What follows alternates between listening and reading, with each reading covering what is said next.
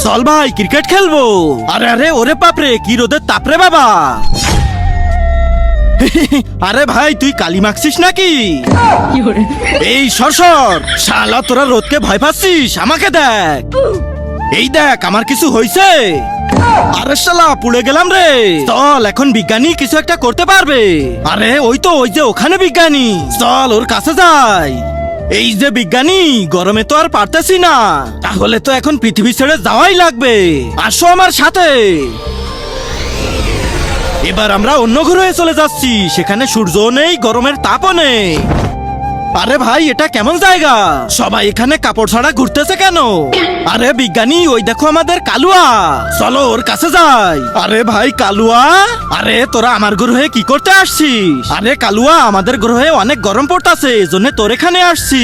আরে শালা তোরা কি ভাবছিস আমরা এমনি এমনি ল্যাংটা হয়ে ঘুরতেছি?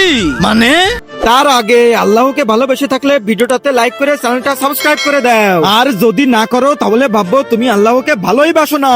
কমেন্টে বলে যাও আই লাভ আল্লাহ।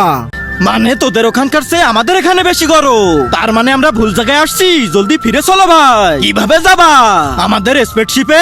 আরে কোন স্পেসশিপ? ওটা তো শালা অনেক আগেই জ্বলে গেছে। আরে শালা জলদি জলদি সবার কাপড় খুলে ফেলো।